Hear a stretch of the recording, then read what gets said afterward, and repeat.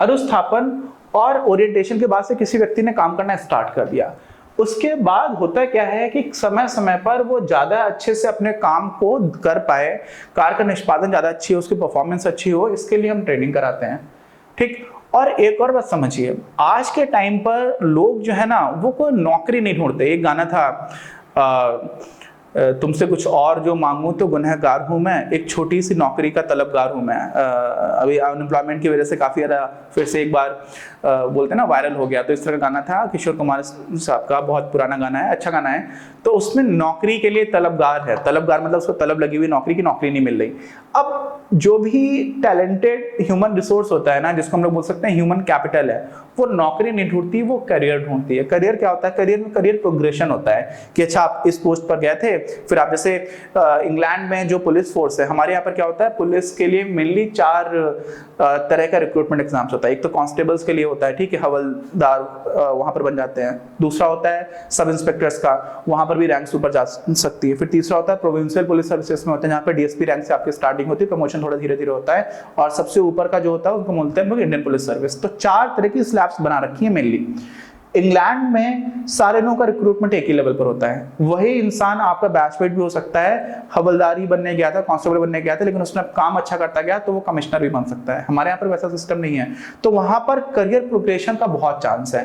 तो व्यक्ति को ये लग सकता है कि यार मैं जा भले ही छोटी पोस्ट पर रहा हूं, लेकिन मैं बहुत ज्यादा लोगों का मतलब बॉस भी बन सकता हूं, और अगर मैं अच्छा काम करूं तो उस तरह की चीजें मिल जाती है। तो उस तरह की चीजें क्या हो जाती है, आपका जो डेवलपमेंट है वो कितना है, आप करियर की बात करना स्टार्ट कर देते हो। और इसीलिए मैनेजर्स को और कंपनी पॉलिसीज में इन सारी चीजों को भी ध्यान रखना बहुत इंपॉर्टेंट है। पहली बात तो कंपनी में काम अच्छा निकलेगा। दूसरी बात, लोगों को सिर्फ नौकरी नहीं चाहिए, लोगों को एक तरह का, क्योंकि सिर्फ पैसे वाला सेटिस्फेक्शन नहीं होता है, कई बार प्रतिष्ठा भी बहुत इंपॉर्टेंट होती है, कई बार काम का नेचर इंपॉर्टेंट होता है, कई बार ये होता है कि आप वास्तव में अच्छा काम कर रहे हो तो उसका रियलाइजेशन हो आपको कि आपने अपने बाकी सहकर्मियों की तुलना में अच्छा काम किया।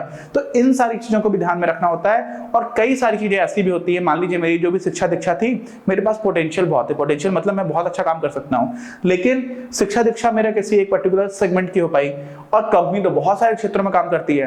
तो अगर मुझे बाकी क्षेत्रों की भी अंडरस्टैंडिंग नहीं होगी तो मैं कंपनी में ऊपर लेवल पर तो जा ही नहीं पाऊंगा।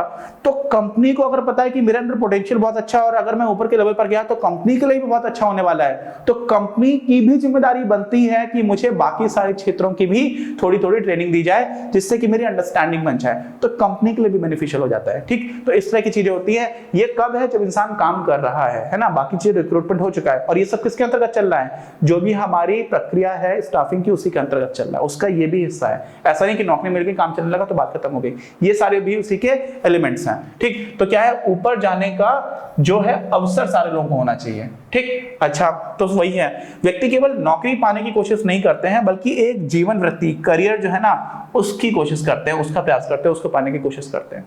अच्छा, हर व्यक्ति को उच्च पदों पर पहुंचने का अवसर मिलना चाहिए। मेरे पास भी अवसर होना चाहिए कि अगर मैं अच्छा काम करता हूं कंपनी में तो आप मुझे भी ऊपर जाने दो, है ना। तो उससे क्या होता है, एक प्रेरणा भी बनी रहती है, सारे लोग ज्यादा मोटिवेटेड रहते हैं। तो ये सारी चीजें कंपनी के फेवर में ही होती है, और साथ में व्यक्ति के लिए भी, उसको भी संतुष्टि का एक अलग स्तर पर ले जाती हैं। ठीक, आपने पहले बोल दिया कि नहीं आपको यही काम करना है हमेशा के लिए, ऐसे जॉब्स भी होते हैं, लेकिन उनके प्रति ज्यादा अच्छा जो ह्यूमन रिसोर्स है वो नहीं जा रहा होता है, ह्यूमन कैपिटल जिनके पास ज्यादा अच्छा स्किल सेट है वो लोग नहीं जा रहे होते हैं। ठीक है, तो क्या हो जाता है, इन अवसरों को देने का उत्तम तरीका क्या होता है, कर्मचारियों को सीखने की सुविधा देना। ठीक है, अगर किसी को आपको ऊपर जाने का अवसर देना है तो आप उसको सीखने का मौका दो। कैसे सीखने दोगे? उसको आप ट्रेन करोगे। ठीक, अच्छा, या तो अपने ही संस्थान के प्रशिक्षण केंद्रों के माध्यम से, या फिर अन्य प्रशिक्षण तथा शैक्षणिक संस्थानों के माध्यम से। अब आप ट्रेनिंग दे रहे हो तो सकता है कि आपके संगठन का कोई सीनियर है, वही आप लोगों को ट्रेन कर रहा है। अब मान लीजिए अपना सीनियर जो है वो भी अपना काम काज कर रहा है, तो आपने किसी दूसरे इंजीनियरिंग कॉलेज से कोलैबोरेशन कर लिया, आपने किसी दूसरे वोकेशनल ट्रेनिंग इंस्टीट्यूट से कोलैबोरेशन कर लिया, आपने मतलब किसी संगठन ने, और इन्होंने बोला कि ठीक है आप लोग हमें डिग्री प्रोवाइड कर दो, आप लोग ये हमारे यहाँ के लोगों को ट्रेन कर दो। तो या तो आपके ही संस्थान के लोग हो सकते हैं, या फिर आप किसी दूसरे इंस्टीट्यूट के थ्रू भी अपने ही एम्प्लॉयज को ट्रेनिंग प्रोवाइड कर सकते हो। ठीक है, तो ये सारी चीजें इंपॉर्टेंट हो जाती हैं। अच्छा, तो वही है, ये सारी चीजें देखो ट्रेनिंग चल रही है, इंटरनल और एक्सटर्नल दोनों ही तरह से। जैसे मैं वेट्स में था तो हमारे यहाँ पर एक प्रोग्राम चलता था WILP, work integrated learning program. तो जब मेरी सेकेंड ईयर में इंटर्नशिप थी तो मेरी इंटर्नशिप थी SR की रिफाइनरी थी, वहां पर ही उनका कैप्टिव पावर प्लांट था, वाडीनार गुजरात जामनगर के पास में ही। तो वहां पर जो एम्प्लॉयज थे उनमें से कई लोग मेरे ही कॉलेज का टेस्ट दिया करते थे, जबकि वो वहाँ पे काम कर रहे थे। तो वो फुल टाइम नहीं थे, डिस्टेंस लर्निंग से उनको वो WILP प्रोग्राम के तहत ही क्या कर रहे थे, पढ़ाई कर रहे थे। तो उनको एक तरह की ट्रेनिंग मिल रही थी। तो वहाँ पर SR खुद ट्रेन नहीं कर रहा है, बाहर से ट्रेनिंग दिलवा रहा है, और खुद भी उनके ट्रेनिंग प्रोग्राम चला करते थे। ठीक, तो इस तरह की चीजें हैं। अच्छा, और समझ लीजिए, इस प्रक्रिया से संगठन भी लाभान्वित होते हैं। सीधी सी बात है, यदि कर्मचारियों का मनोबल ऊंचा रहता है तो उनकी कार्य क्षमता में वृद्धि होती है, ज्यादा अच्छा परफॉर्म कर पाएंगे और कार्य का निष्पादन जो है वो ज्यादा बेहतर तरीके से कर पाते हैं। सीधी सी बात है कि आप उनको ट्रेन कर रहे हो तो काम से रिलेटेड चीजों को लेकर के तो ट्रेन कर रहे हो, है ना। अच्छा, और कर्मचारियों के जीवन वृत्ति में प्रगति, यानी कि जो करियर प्रोग्रेशन, एक चीज होती है उसको बोला जाता है करियर प्रोग्रेशन, है ना, कि यार यहाँ पे कई सारे लोग हैं। अभी आप देखोगे ना, जो यंग जनरेशन है बहुत तेजी से कंपनीज बदलती है, बहुत तेजी से। उसको खाली पैसा नहीं चाहिए होता है, उसको लगता है यार यहाँ पे तो ग्रोथ है ही नहीं। ग्रोथ नहीं का मतलब क्या होता है, हो सकता है सिर्फ पैसे में ग्रोथ हो भी, लेकिन आपकी रिस्पॉन्सिबिलिटीज नहीं बदल रही है, सीखने को कुछ नहीं है। बहुत सारे मेरे बैचमेट से, मजाक की बात नहीं कर रहा हूँ, वो बोलते हैं यार सीखने को कुछ नहीं है, तो इसलिए जॉब छोड़ देते हैं, जबकि पैसा अच्छा मिल रहा है। तो ये सारी चीजें भी मैटर करने लग जाती है ना। और क्या हुआ, उन्नति के अवसर उपलब्ध कराने से संस्थाएं न केवल उन्हें आकर्षित करती हैं, बल्कि प्रतिभावान व्यक्तियों को बनाए रखने में समर्थ हो जाती है। देखो, बनाए रखना भी बहुत इंपॉर्टेंट है। क्यों बनाए रखना इंपॉर्टेंट है?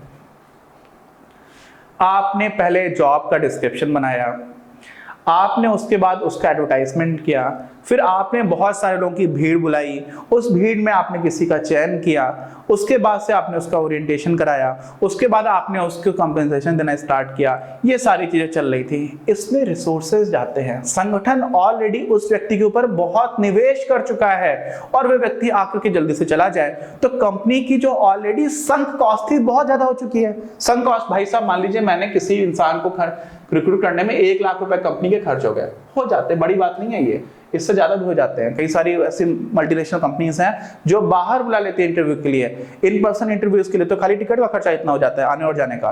ठीक, अब यहाँ से कोई USA जाएगा और वापस आएगा तो उसकी टिकट का खर्चा लाख रुपए हो सकता है। और इंडिया में भी बहुत सारी कंपनीज जो काफी खर्च कर देती हैं उनको ढूंढने में। अब आपने ढूंढ लिया, वो इंसान 2 महीने आपके यहाँ काम किया, चला गया, ठीक है, नोटिस पीरियड होता है 1 महीने का, 1.5 महीने का, ये भी होता है, लेकिन 3 महीने काम किया, चला गया, तो भी समस्या है। तो आपको उन लोगों को रोक करके रखना भी इंपॉर्टेंट हो जाता है। और वो सारी चीजें कब हो पाती है, जब उनको लगता है कि यार सीखने को मिल रहा है, करियर में ग्रोथ के स्कोप है ना। तो ये सारी चीजें मैटर कर जाती है। अरे बात समझ में, ठीक। अच्छा, और क्या हुआ, ज्यादातर संगठनों में जो ह्यूमन रिसोर्स डिपार्टमेंट होता है, जिसको बोलते हैं मानव संसाधन विभाग, वही आपका जो स्टाफिंग फंक्शन है, स्टाफिंग फंक्शन का मतलब क्या हुआ, जो नियुक्तिकरण कार्य है किसका, प्रबंधन का, मैनेजमेंट का, उसका ध्यान रखता है। लेकिन जो छोटे ऑर्गेनाइजेशन होते हैं वहां पर कोई ऐसा डिपार्टमेंट नहीं होता है, तो वहां पर जो इस तरह का काम देखने वाले व्यक्ति है, उसकी जो पोस्ट होती है उसको हम लोग क्या बोलते हैं, लाइन मैनेजर। ठीक, तो लाइन मैनेजर जो होते हैं ना, वो स्टाफिंग की प्रबंधन प्रक्रिया के सभी कार्यों को करने की आवश्यकता उन्हीं को होती है। और इसी में बहुत सारी चीजें हम लोग देखते हैं। तो हम लोग ने जो भी चरण देखे वो तो होते ही होते हैं।